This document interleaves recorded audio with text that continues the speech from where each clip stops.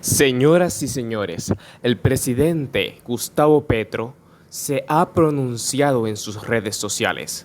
Aquí tenemos las noticias. La noticia inicial es la siguiente. Más de 1.300 personas participaron en la primera reunión del empalme del gobierno de Abelardo de la Espriella.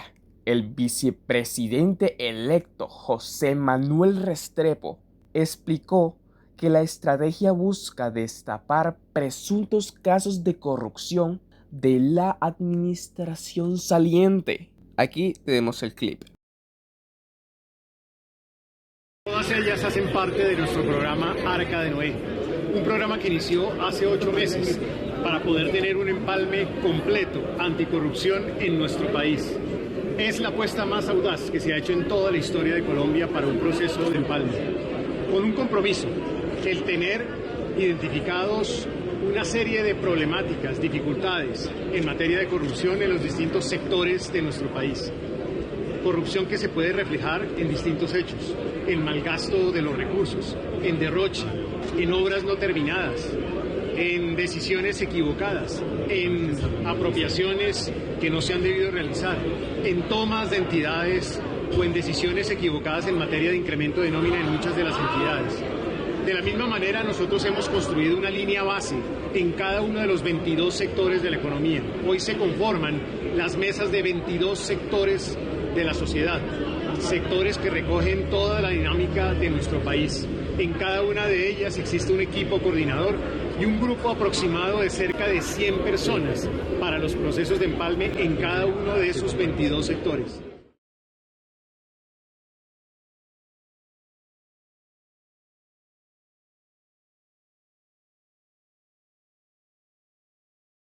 Poco después de salir esta noticia que les acabo de comentar, nuestro presidente actual de Colombia le responde: llevar el empalme a presuntos casos de corrupción, como dice Restrepo, no busca en realidad delitos, que pueden hacerlo cuando quieran, sino a desconocer los grandes avances sociales del gobierno, que el siguiente gobierno no piensa proseguir. Abro paréntesis con esto primero que dijo nuestro presidente Gustavo Petro, pues de esta manera el proceso de transacción se convierte en un escenario de conformación ideológica y no un traspaso técnico. Al centrar la narrativa en sospecha, el nuevo Poder Ejecutivo de Colombia intenta construir una narrativa de cortina de humo para justificar el desmonte de políticas públicas que benefician a las mayorías,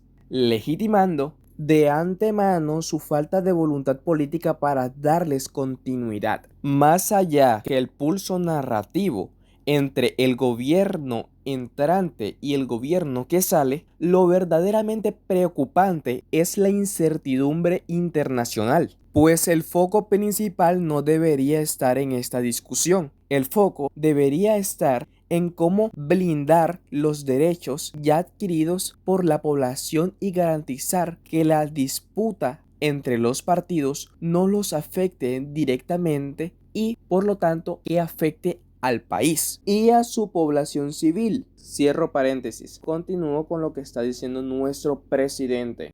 Todo el endeudamiento enorme del gobierno donde Restrepo participó fue a parar a subsidios a los sectores más ricos del país. Ese fue el gobierno de mega corrupción. Pues recordemos que bajo esa administración se entregaron millones de subsidios de nómina y alivios tributarios que terminaron beneficiando a grandes conglomerados económicos, mientras las pequeñas empresas y los sectores vulnerables recibían migajas. El endeudamiento histórico no se tradujo en bienestar social, sino en un salvavidas estatal para los de siempre, dejando el país quebrado y con la desigualdad disparada.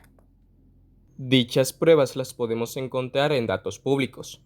El informe de la Contraloría General de la República del 2021 emitió varios informes de seguimiento a los resultados del Fondo de Mitigación de Emergencias, En sus hallazgos detalló que los subsidios de la nómina beneficiaron en gran porcentaje a los macroconglomerados y grandes empresas del país, argumentando que eran las que tenían la infraestructura bancaria y legal lista para postularse, dejando rezagadas a las pequeñas empresas, micros y pequeñas empresas, para ser específicos. Los programas de créditos garantizados por el Gobierno Nacional a través del Fondo Nacional de Garantías se concentraron en su mayoría en empresas con alta calificación crediticia, las más grandes, mientras que el sector informal y las pymes, es decir, las pequeñas empresas, tuvieron barreras de acceso enorme. Continuando con lo que dijo nuestro presidente, el Plan de Desarrollo Colombia Potencia de la Vida ha logrado cumplir metas sociales y económicas evidentes, que el nuevo gobierno no sabe ni quiere reconocer. Ese plan se mantiene vigente hasta mediados del año entrante y debe ser respetado por ser ley vigente. Y señores, recuerden que este es el punto central, la continuidad institucional.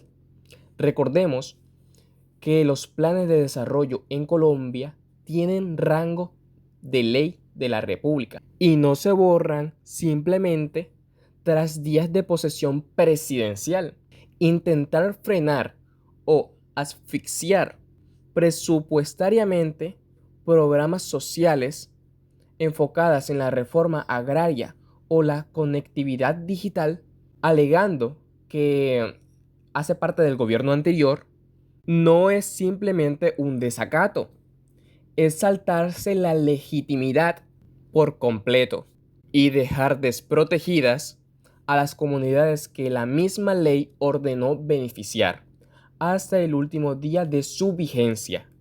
Continúo leyendo la publicación. Por eso lo ven como algo irregular, porque seguimos gobernando. Y no es irregular, simplemente cumplimos con la ley al buscar cumplir las metas del plan, al menos hasta el 6 de agosto. Y debe cumplirlo el nuevo gobierno hasta que el Congreso apruebe su plan de gobierno. En lugar de enviar los miles de millones de dólares a los sectores más ricos de la sociedad, como lo hizo el gobierno de Duque y Restrepo, mi gobierno decidió pagar la deuda externa y disminuir la tasa de crecimiento de la deuda total y usar el gasto público para reactivar la producción y la justicia social. Recordemos que ganar las elecciones da un mandato popular que se debe respetar hasta el último segundo del periodo constitucional. Los críticos, los abelardistas y todos los que están en contra de Petros y del progresismo lo tachan de irregularidades, simplemente porque no soportan ver a un gobierno ejecutando políticas a favor del pueblo hasta el 6 de agosto. El Plan Nacional de Desarrollo, Potencia de la Vida, es una ley de la República, votada por el Congreso, y cumplirla no es una opción, es un deber legal. Lo que el nuevo gobierno llama traición no puede ser una excusa para que paralicen el Estado o que pretendan que el país deje de funcionar por el capricho de la oposición. Y es que literalmente lo que nos demuestran es que les duele el cambio, les duele demasiado. Mientras que en el pasado se endeudaba el país de forma histórica para financiar subsidios de nómina que terminaban en las cuentas, en los bolsillos de los hombres más ricos de Colombia, les duele ahora que se hayan hecho reformas y convenios para ayudar al pueblo, sanear las finanzas pagando la deuda externa heredada para que los organismos internacionales no se impusieran sus condiciones y reorientar el gasto público hacia donde en verdad se necesita, la reforma agraria, el apoyo al campesinado, la inversión a las comunidades históricamente olvidadas. Pues eso no es corrupción, eso es justicia social distribuida, aunque les duela. Continúo leyendo el post del presidente. En el gobierno de Duque y Restrepo, la deuda creció un 77%. En el nuestro, un 41%, impulsada por el alzar de la tasa del interés fijada por el Banco de la República. En nuestro gobierno no se usó la deuda para financiar los gastos públicos corrientes, sino para financiar el pago de los créditos. El gobierno de Abelardo y Restrepo recibe en el gobierno con la tasa de desocupación laboral más baja del siglo, con una economía real, tanto agraria como industrial, en crecimiento, con una disminución real de cultivos ilícitos.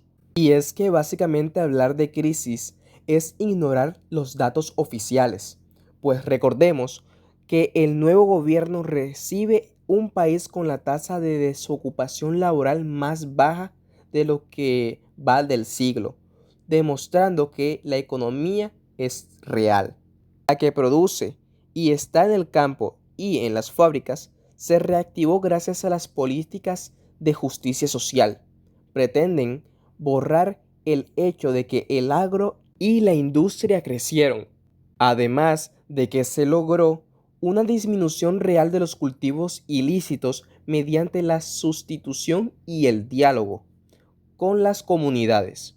Simplemente intentan montar una narrativa de fracaso que las cifras institucionales desmienten por completo.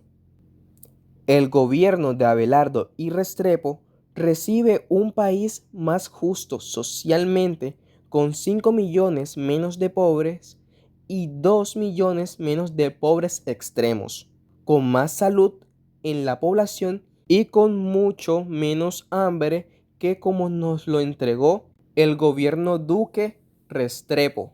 Ya que recordemos que la verdadera medida de éxito de un gobierno no se calcula con las acciones en las bolsas de valores, como el gobierno entrante lo quiere dejar ver, sino en el plato de comida que la gente tiene acceso a poseer, a nutrirse de esos alimentos y de seguir adelante. Se logró reducir los pobres y los pobres extremos gracias a este gobierno.